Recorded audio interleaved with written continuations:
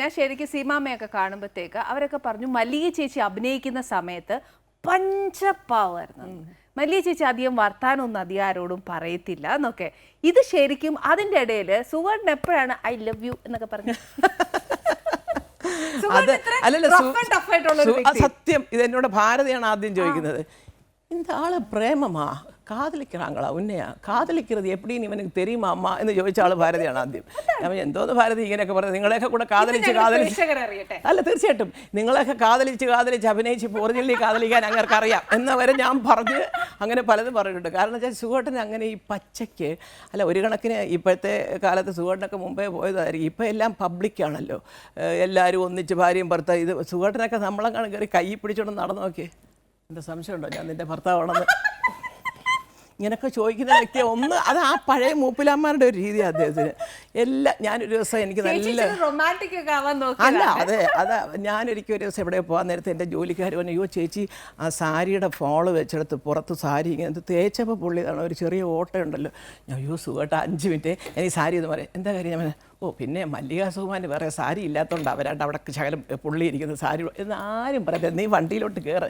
എന്താ പറയാമെന്നറിയോ?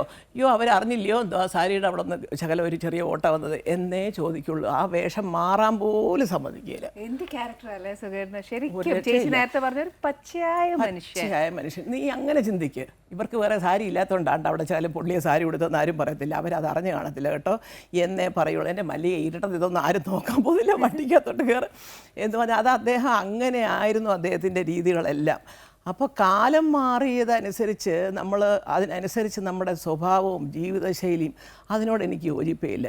ഞാനായിട്ട് നിൽക്കുമ്പോൾ എനിക്ക് കിട്ടേണ്ട സ്നേഹവും ബഹുമാനവും സത്യം പറയാം എനിക്ക് എല്ലാവരോടും കക്ഷി രാഷ്ട്രീയ ഭേദമന്യേ ഏത് കക്ഷി ഭരിച്ചാലും ശരി ഞാനവിടെ ചെന്ന് കയറുമ്പോൾ ചേച്ചി വന്നാട്ടെ ഇരുന്നാട്ടെ എന്നല്ലാതെ ഒരാളും ഒരു ബഹുമാനക്കുറവോ സ്നേഹക്കുറവോ പുച്ഛിച്ചോ ഒന്നും എന്നോട് പെരുമാറിയിട്ടില്ല. അപ്പോൾ അതെനിക്ക് എല്ലാവരോടും നന്ദിയുണ്ട്.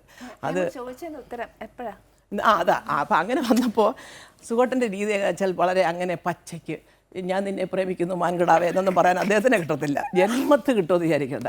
അങ്ങനെ ഇരുന്ന് ഒരു പ്രാവശ്യം ഇങ്ങനെ ഒരു ചെറിയ പ്രയാസങ്ങളൊക്കെ വിഷമമൊക്കെ ഞങ്ങൾ നിഴലേ നീ സാക്ഷി ബേബി സാർ സംവിധാനം ചെയ്ത പടം ഇങ്ങനെ പറഞ്ഞപ്പോഴാണ് നിങ്ങൾക്ക് വീട്ടിൽ പോയിക്കൂടെ, അച്ഛനെ അമ്മയൊക്കെ ഒന്ന് പോയി അനുഗ്രഹമൊക്കെ വാങ്ങിക്കാതെ മനസ്സിനൊരു സുഖം കിട്ടും എന്നൊക്കെ പറഞ്ഞ് എന്നെ ആദ്യം ഉപദേശിക്കുന്നത്. അപ്പം തന്നെ എൻ്റെ വ്യക്തിപരമായ ജീവിതത്തിൽ അദ്ദേഹം ഉപദേശിച്ചു എന്ന് കണ്ടപ്പോൾ തന്നെ എനിക്ക് മറ്റാരും പറയാത്തൊരു കാര്യമാണ്. അപ്പോൾ ഞാൻ പറഞ്ഞു ശരിയാണല്ലോ, എൻ്റെ അച്ഛനെയൊക്കെ ഒന്ന് പോയി കാണണമല്ലോ.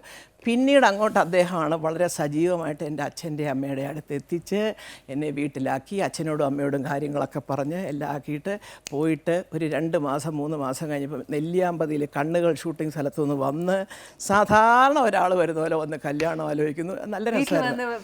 അതൊക്കെ ചെയ്യാം. ആലോചിച്ചപ്പോൾ പറഞ്ഞ ഒറ്റ വാചകം, കല്യാണത്തിൻ്റെ അന്ന് എൻ്റെ ആങ്ങളമാർ വരും, അച്ഛനും വരും, പെങ്ങളും വരും, അമ്മയെ 2 ദിവസം കഴിഞ്ഞ് കൊണ്ടുവരുള്ളൂ. അപ്പോൾ എൻ്റെ അച്ഛൻ ചോദിച്ചു എന്താ കാര്യം?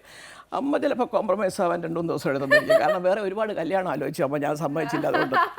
അപ്പോൾ ഇങ്ങനെയൊക്കെ വളരെ തുറന്ന എൻ്റെ അച്ഛനും അമ്മയും മരിക്കുന്നതാണ് വരെ പറയുന്നത് സൂനെ പോലെ തുറന്ന് സംസാരിക്കുന്ന ഒരാളെ ജീവിതത്തിൽ കണ്ടിട്ടില്ല. അങ്ങനെയായിരുന്നു സുഖേട്ടനും. ഉള്ള കാര്യമുള്ളൂ. അപ്പോൾ അതൊക്കെ ഫോണിൽ കൂടെ ഉള്ളൂ. അതും എങ്ങനെയാ ഈ സ്നേഹമല്ല ഉള്ള സ്നേഹം. ഇപ്പം നമ്മളെവിടെയെങ്കിലും ഒന്നിച്ചൊന്ന് പോയി എന്നാൽ ഇപ്പം നമ്മൾ ഇപ്പോഴത്തെ സ്റ്റൈൽ പോലെ എന്തൊക്കെ ഒന്നുമില്ല സുഖേട്ടാ. പിന്നെ എനിക്കല്ല അവിടെ നമുക്കില്ലേ സിനിമയൊന്നും കാണാൻ സിനിമ കാണാൻ പറഞ്ഞാൽ അയ്യോ ഈ സിനിമ കാണണ്ടെന്ന് തോന്നിപ്പോവും ആ പറച്ചിൽ. അല്ല ഗൗരവം അങ്ങനെയാണ്. സിനിമ കാണാൻ സമയമുണ്ടല്ലോ, ഇന്നലെ കണ്ട് വന്നല്ലേ ഉള്ളൂ. അപ്പോൾ അതുപോലും ശരിയടി നമുക്ക് പോയി കാണാം സിനിമ. പക്ഷേ ആ രീതിയോട് എനിക്ക് ഭയങ്കര സ്നേഹമായിരുന്നു. കാരണം ഈ ഒരുപാട് അങ്ങ് കൊഞ്ചരുത് ആണുങ്ങൾ. എൻ്റെ ഒരു അഭിപ്രായം പറയുക, ആണുങ്ങളായിട്ട് നിൽക്കുന്നതിനോടാണ് എനിക്കൊരു ബഹുമാനം.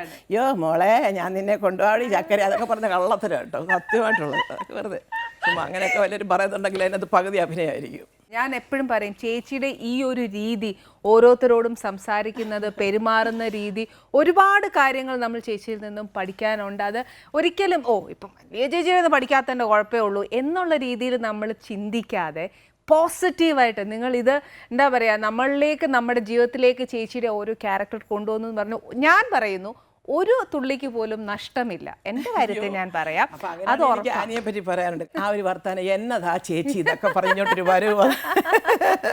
ചേച്ചി ഞാൻ ഒരു ചെറിയ രീതിയിലും ചേച്ചി പറയുന്ന പോലെ റിലേഷൻസ് മെയിൻറ്റെയിൻ ചെയ്യാൻ ചെറിയ രീതിയിൽ കുഞ്ഞുങ്ങൾക്ക് പറഞ്ഞു കൊടുത്തിട്ടുണ്ട്.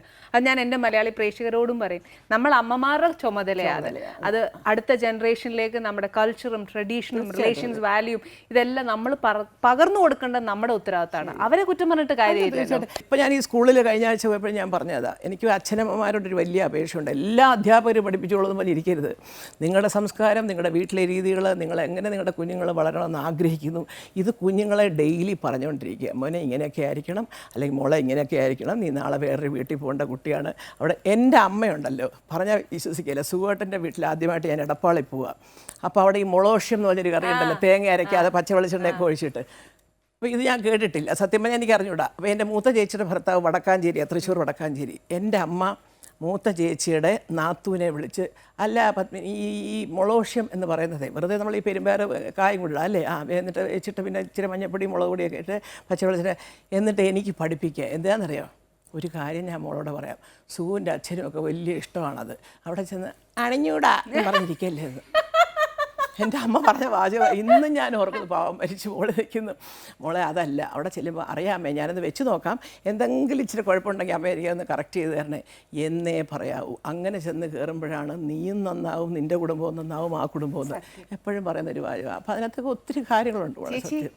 ഈ പറഞ്ഞത് തന്നെ ഇപ്പോഴത്തെ എന്നെപ്പോലെ ജനറേഷനിലുള്ള കുട്ടികളും ഇനി കുടുംബിനികളാവാൻ പോകുന്ന കുട്ടികൾക്കും ചേച്ചി കൊടുക്കാൻ പറ്റിയ ഏറ്റവും വലിയൊരു സത്യമാണ്. ഇപ്പോഴത്തെ പല അമ്മമാരും പെൺമക്കളെ ഒന്നും അങ്ങനെ ഒന്നും ഉപദേശിക്കുന്നില്ല, ഉപദേശിച്ച പെൺമക്കളെ കേൾക്കത്തില്ല. താങ്ക് യു വെരി മച്ച് ചേച്ചി.